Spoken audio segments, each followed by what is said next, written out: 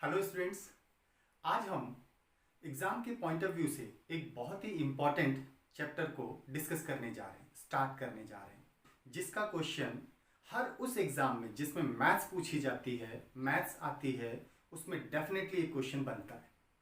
तो ऐसे में एसएससी में, एसएससी के CGL, SSC 10+2, banking exams, railway exams, हर एक एग्ज़ाम में ऑलमोस्ट यहाँ से क्वेश्चन पूछा जाता है, इसलिए इंपॉर्टेंट टॉपिक हो जाता है हमारे लिए। अब ये टॉपिक है वर्क एंड टाइम, कार्य और समय। बहुत इंपॉर्टेंट चैप्टर है, इसलिए इसके हर एक कॉन्सेप्ट को आपको ध्यान से देखना होगा। क्वेश्चंस को सॉल्व करने के फॉर्मेट्स क्या होते हैं उसको आपको सीखना होगा, ताकि एग्जाम में आपके साथ कोई प्रॉब्लम ना आए, एग्जाम में आप इजीली क्वेश्चन को सॉल्व कर पाए। हम कॉन्सेप्चुअली सारे फॉर्मेट्स को डिस्कस करेंगे और उसके बाद उनके एग्जाम्पल्स को भी देखेंगे। क्लियर? चलिए स्टार्ट करते हैं चैप्टर को। वर्किंग टाइम में ओवरऑल जितने भी क्वेश्चंस पूछे जाते हैं वो बेसिकली दो टाइप के होते हैं। First type is when work is executed by group of persons, और second type when work is executed by individuals. तो पहला है when work is executed by group of persons, that means जब व्यक्तियों का समूह किसी कार्य को पूरा करता हो। व्यक्तियों का समूह, group of persons means same type of persons. जैसे मैन तो कई सारे मेंस वर्क को कंप्लीट करते हो, वुमेन्स तो कई सारी वुमेन्स मिलकर काम को कंप्लीट करती हो, बॉयज तो सारे बॉयज होने चाहिए। तो that mean same type of group of persons, एक ही तरह के व्यक्तियों का समूह होना चाहिए। ओके, तो when work is executed by group of persons, जब कार्य को व्यक्तियों का एक समूह पूरा करता हो। सेकंड है when work is executed by individuals, तो जब कार्य को अलग अलग व्यक्ति, मींस इंडिविजुअल्स मींस व्यक्ति अलग अलग, बाय नेम उनका आपको बताया जाएगा इंडिविजुअल कौन है, जैसे ए बी सी, तो ये इंडिविजुअल्स हो गए हमारे लिए। ओके, तो when work is executed by individuals, जब कार्य को अलग अलग व्यक्ति पूरा करते हैं। तो इस तरह से दो टाइप के क्वेश्चंस बनते हैं। When work is executed by group of persons, जब कार्य व्यक्तियों के समूह द्वारा पूरा किया जाए, और दूसरा फॉर्मेट है when work is executed by individuals, जब कार्य को व्यक्ति अलग अलग पूरा करते हैं। चलिए इसमें से पहले देखते हैं when work is executed by group of persons. व्यक्तियों के समूह के फॉर्मेट पर भी दो टाइप के क्वेश्चंस बनते हैं हमारे। When work is executed by group of persons में दो टाइप के क्वेश्चंस कौन कौन से हो गए? When single group executes the work, जब व्यक्तियों का एक ही समूह कार्य को पूरा करता हो, सेम टाइप के पर्संस का एक ही ग्रुप हो। एंड सेकंड फॉर्मेट है when multiple groups execute the work, जब व्यक्तियों के अलग अलग टाइप के व्यक्तियों के समूह कार्य को पूरा करते हो, जैसे लड़कों का समूह, लड़कियों का समूह, महिलाओं का समूह और पुरुषों का समूह, मेंस का ग्रुप, बॉयज का ग्रुप, गर्ल्स का ग्रुप, वुमेन्स का ग्रुप। अगर ग्रुप्स मिलकर काम को पूरा करते हो तो फिर ये हमारा सेकंड टाइप हो जाता है। ओके, चलिए इसमें से पहले देखते हैं when single group executes the work, जब व्यक्तियों का एक सिंगल समूह, एक ही समूह कार्य को पूरा करता हो। When single group of persons execute the work. अब सिंगल ग्रुप के जो भी क्वेश्चंस पूछे जाएंगे उस क्वेश्चन के अंदर दी जाने वाली वैल्यूज होंगी मैन पावर, मींस व्यक्तियों का कौन सा समूह कार्य को पूरा कर रहा है। सेकंड टाइम होगा, टाइम की डिफरेंट वैल्यूज हो सकती है। टाइम ईयर्स में दिया जा सकता है, मंथ्स में दिया जा सकता है, आवर्स में, मिनट्स में एंड सो ऑन। ओके, तो टाइम की डिफरेंट वैल्यूज हो सकती हैं।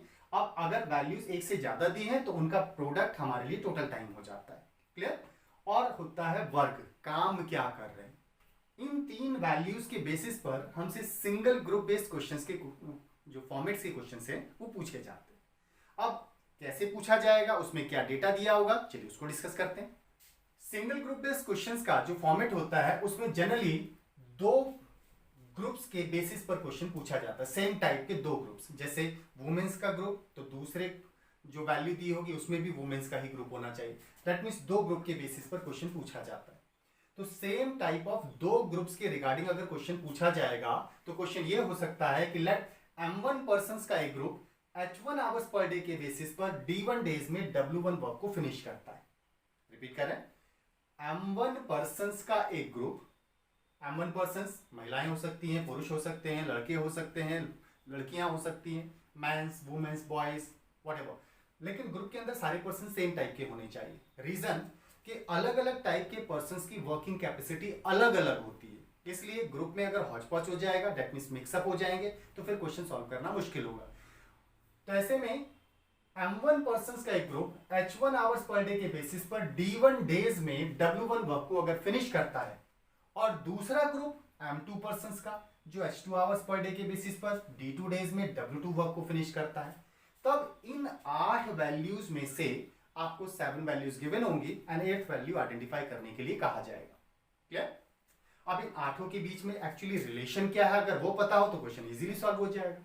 तो रिलेशन होता है मैन पावर और टाइम के प्रोडक्ट्स का रेशियो वर्क के रेशियो के बराबर होता है। That's the relation. Man power और टाइम के प्रोडक्ट्स का रेशियो वर्क के रेशियो के बराबर होता है। इस रिलेशन के थ्रू अब इनमें से अगर एक वैल्यू मिसिंग है तो उसको इजीली आइडेंटिफाई किया जा सकता है। यहां एक स्पेसिफिक कंडीशन फिर बनती है, अगर दोनों ग्रुप सेम वर्क एग्जीक्यूट करें, दैट मींस दोनों ग्रुप के लिए W1 और W2 जो वर्क है वो सेम हो जाए तो इक्वल हो जाएगा। अगर ऐसा हो जाता है तो फिर ये दोनों वैल्यूज एलिमिनेट हो जाएंगे क्योंकि सेम है। एलिमिनेट होने पर दैट इज 1 हो जाएगा। ओके, अगर ये 1 है तो क्रॉस मल्टीप्लाई करने पर रिलेशन बनेगा M1 into H1 into D1 equal to M2 into D2 into H2। तो रिलेशन क्या बना, कब, जब वर्क सेम करें, दैट मींस दोनों ग्रुप अगर सेम वर्क को एग्जीक्यूट करते हो तो फिर मैन पावर और टाइम के प्रोडक्ट्स की वैल्यूज आपस में बराबर हो जाती है। अगर किसी क्वेश्चन में कहा जाता है कि दोनों ग्रुप सेम वर्क को एग्जीक्यूट कर रहे हैं तो हम डायरेक्टली मैन पावर और टाइम के प्रोडक्ट्स की वैल्यूज को बराबर करके क्वेश्चन को सॉल्व कर सकते हैं। इस कॉन्सेप्ट के बेसिस पर चलिए न्यूमेरिकल देखते हैं। 10 व्यक्ति किसी काम को 12 दिन में कर सकें तो 12 आदमी उसी काम को कितने दिन में कर सकेंगे, ये हमसे पूछा गया है। तो ऐसे में अगर हम क्वेश्चन के अकॉर्डिंग देखें तो हमसे कहा है उसी काम को मींस दोनों ग्रुप सेम वर्क को एग्जीक्यूट कर रहे हैं, दैट मींस W1 और W2 की वैल्यूज आपस में बराबर है। और अगर दोनों ग्रुप सेम वर्क को एग्जीक्यूट कर रहे हैं तो हमने कहा था कि मैन पावर और टाइम के प्रोडक्ट्स की वैल्यूज आपस में बराबर हो जाती हैं। हम इस रिलेशन को यूटिलाइज कर सकते हैं। तो पहला ग्रुप 10 आदमी 12 दिन में कंप्लीट कर रहे हैं, 10 पर्सन 12 डेज में वर्क को फिनिश करते हैं।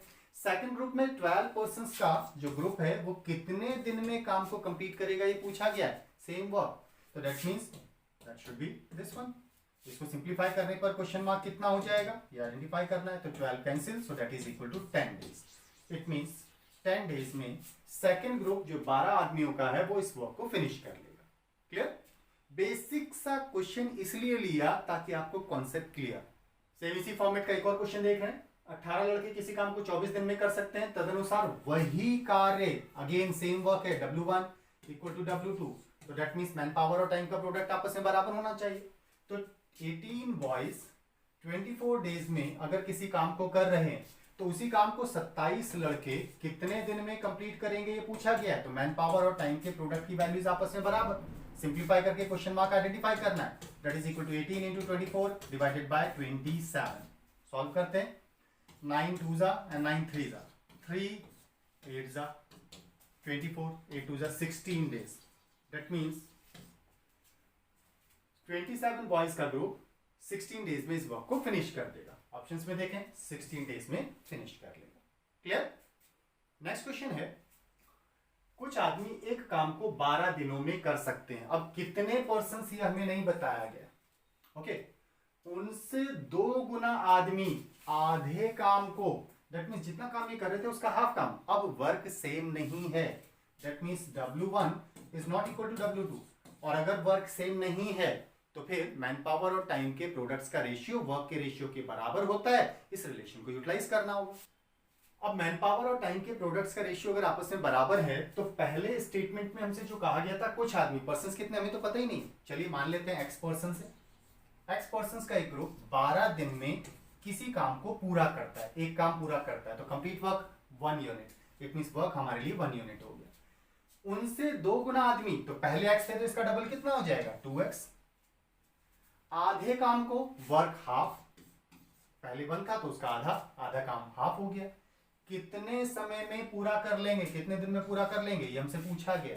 Now man power and time के प्रोडक्ट्स का रेशियो वर्क के रेशियो के बराबर होता है। इस रिलेशन को यूटिलाइज करना है, जितना सिंप्लीफाई हो सकता है करते हैं। एक्स एलिमिनेट हो जाएगा, 2 6 जा 12। नाउ क्रॉस मल्टीप्लाई करेंगे तो क्वेश्चन मार्क का 1 से multiply, that is equal to 6 into half, that is 3 days. It means half work को double number of person 3 days में कंप्लीट कर लें। तो ऑप्शन हमारा 3 डेज, दैट इज 3 डेज। तो 3 दिन में इस काम को पूरा कर लें। तो इस तरह से हम मैन पावर और टाइम के प्रोडक्ट्स का रेशियो वर्क के रेशियो के बराबर होता है, इस रिलेशन को यूटिलाइज कर पाए। क्लियर? कहाँ कौन सा कॉन्सेप्ट डायरेक्टली यूज किया जा सकता है उसको आपको समझना है। जब वर्क सेम है, इक्वल वर्क है, तो फिर मैन पावर और टाइम का प्रोडक्ट आपस में बराबर हो जाएगा। लेकिन जब वर्क सेम नहीं है तो फिर मैन पावर और टाइम के प्रोडक्ट्स का रेशियो वर्क के रेशियो के बराबर होता है, इस रिलेशन को यूटिलाइज करते हैं। नेक्स्ट क्वेश्चन है, एक कार्य कुछ व्यक्तियों द्वारा 100 दिनों में पूरा किया जाता है, किंतु 10 व्यक्तियों की अनुपस्थिति के कारण वह 110 दिनों में पूरा हुआ। दैट मीन्स वर्क सेम है, यहां पर भी पूरा कार्य किया था, फिर वही कार्य पूरा हो पाया। दैट मीन्स दोनों केसेस में वर्क सेम है, तो W1 is equal to W2 की कंडीशन है यहां पर। लेकिन यहां पर भी कुछ व्यक्ति कहा था, कितने पर्सन हमें नहीं पता। जब वर्क सेम हो तो फिर मैन पावर और टाइम के प्रोडक्ट्स का रेशियो आपस में बराबर होना चाहिए, दैट इज ये बराबर होना चाहिए। तो ऐसे में पहले ग्रुप में कितने पर्सन हमें नहीं पता, लेट एक्स पर्सन कंसीडर कर लेते हैं। एक्स पर्सन 100 दिन में काम को पूरा करते हैं, ओके ऐसा कहा गया। किंतु 10 व्यक्तियों की अनुपस्थिति, तो पहले एक्स थे 10 कम रहे, दैट मींस एक्स माइनस 10 रहे होंगे, ओके ने कितने दिन में पूरा किया, 110 दिन में पूरा किया। 110 दिन में वही कार्य, दैट मींस मैन पावर और टाइम का प्रोडक्ट आपस में बराबर हो जाएगा। अब इसे सिंप्लीफाई करके एक्स की वैल्यू को आइडेंटिफाई करना है।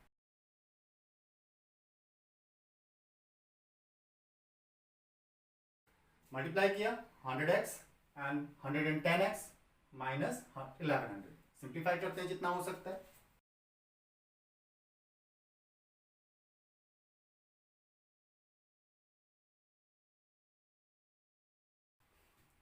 हंड्रेड 10 में से 100 को माइनस किया, that is equal to 10x। 1100 को 10 से डिवाइड करेंगे तो that is 110, that means x equal to 110।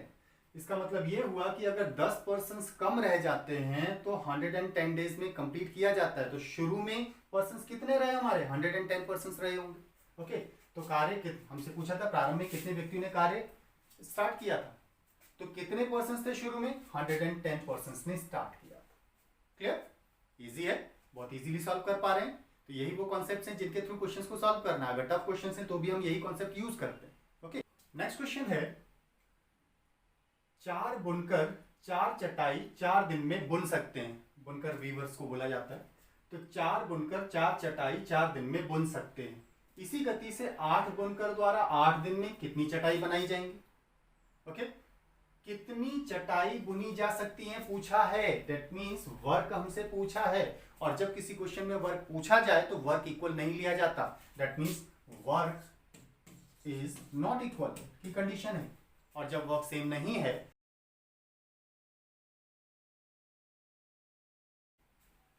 और जब वर्क सेम ना हो तो फिर मैन पावर और टाइम के प्रोडक्ट का रेशियो वर्क के रेशियो के बराबर होता है, ओके। इस रिलेशन के थ्रू अगर हम वैल्यूज वाइज देखें, 4 वीवर्स बुनकर 4 चटाई, तो 4 चटाई बुनने का काम हो रहा है, तो वर्क हमारे लिए 4, ये 4 वर्क है, दैट्स द वर्क। और 4 दिन में बुनते हैं तो टाइम हो गया 4 दिन। क्वेश्चन में फाइनली हमसे पूछा 8 बुनकर, तो 8 वीवर्स 8 दिन में कितनी चटाई बुनेंगे, तो वर्क हमसे पूछा गया, ओके। मैन पावर और टाइम के प्रोडक्ट का रेशियो वर्क के रेशियो के बराबर होता है, इसे यूटिलाइज करते हैं। 4 2 8, 4 2 8, cross multiply 2 2 4 4 16, so question mark is 16, that means 16 चटाइयां बुन लेंगे, 16 मैट्स को वीव कर सकते हैं, that means answer will be 16। Clear? Easy question है। नाउ रिमेंबर, कभी भी ऐसा क्वेश्चन दिया 4 4 4 तो इसका आंसर 8 8 8 नहीं होता है, आपको सॉल्व करना पड़ेगा इस कॉन्सेप्ट के थ्रू। क्लियर? सेम ऐसा ही एक और क्वेश्चन है, 7 व्यक्ति 7 दिन तक प्रतिदिन 7 घंटे कार्य करते हुए 7 यूनिट काम करते हैं। 7 पर्सन्स 7 आवर्स पर डे के बेसिस पर 7 डेज में 7 यूनिट वर्क करते हैं, दैट्स द वर्क। ये हो गया मैन पावर, ये है हमारे लिए hours per day and days, that is 7 व्यक्ति 7 घंटे प्रतिदिन काम करके 7 दिन में 7 यूनिट काम करते हैं। फाइनली हमसे पूछा है 5 व्यक्ति 5 पर्सन्स 5 दिनों तक 5 घंटे काम करके, तो 5 आवर्स पर डे के बेसिस पर 5 डेज में कितने यूनिट काम करेंगे पूछा गया है।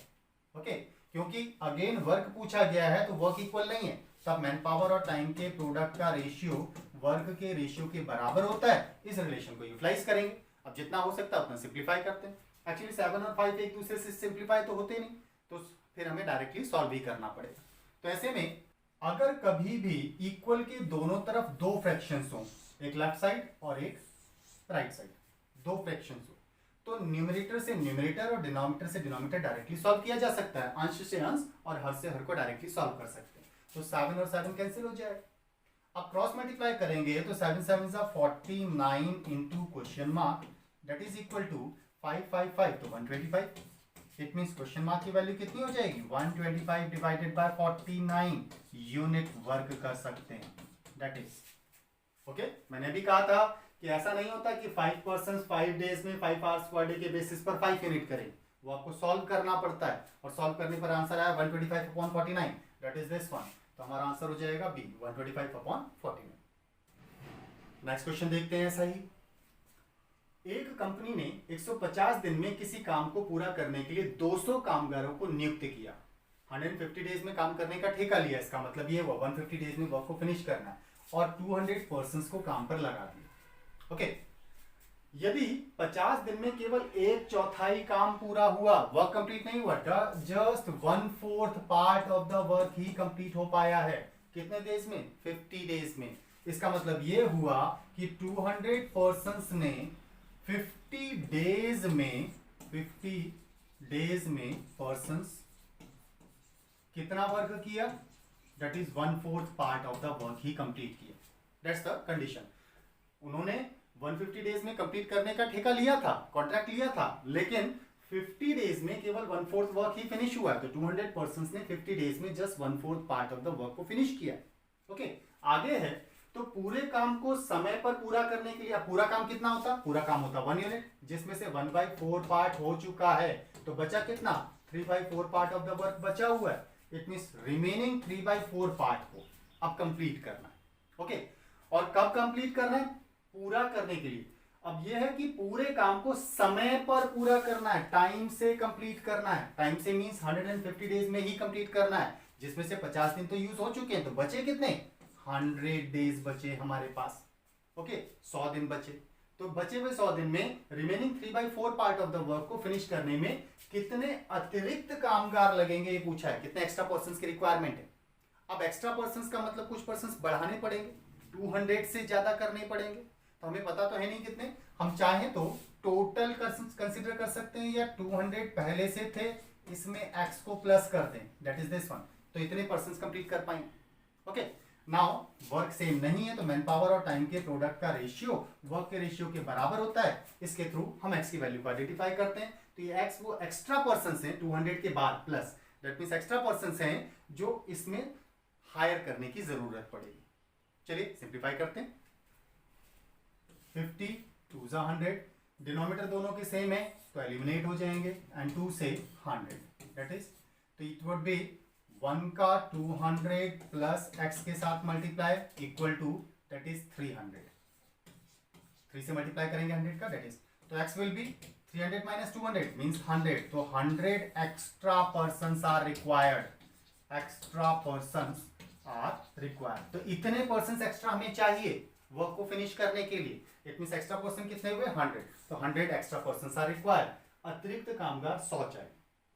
और अगर पूछा होता कितने टोटल पर्सन चाहिए, तो हम यहाँ डायरेक्टली x लेकर सॉल्व कर सकते थे, तब हमारा आंसर होता 300 होना चाहिए, क्योंकि 200 पहले से लगे 100 एक्स्ट्रा, दैट मींस 300 आंसर हो जाता। क्लियर? तो इस तरह से वर्क एंड टाइम सेक्शन में आज हमने देखा when work is executed by group of persons में सिंगल ग्रुप ऑफ पर्सन्स हमने देखा। ठीक है, single group of persons work को कैसे एग्जीक्यूट करते हैं, उसके लिए क्वेश्चंस को सॉल्व करने का कॉन्सेप्ट क्या रहेगा, इसके बारे में हमने स्टडी की। नेक्स्ट क्लास में हम मल्टीपल ग्रुप्स अगर वर्क को एक साथ एग्जीक्यूट करेंगे तो फिर हम क्वेश्चंस को कैसे सॉल्व करेंगे उसे देखेंगे। आज के लिए इतना ही रखते हैं। नेक्स्ट वीडियो लेक्चर तक आप इस टाइप के क्वेश्चंस की प्रैक्टिस कीजिए। तब तक के लिए थैंक यू।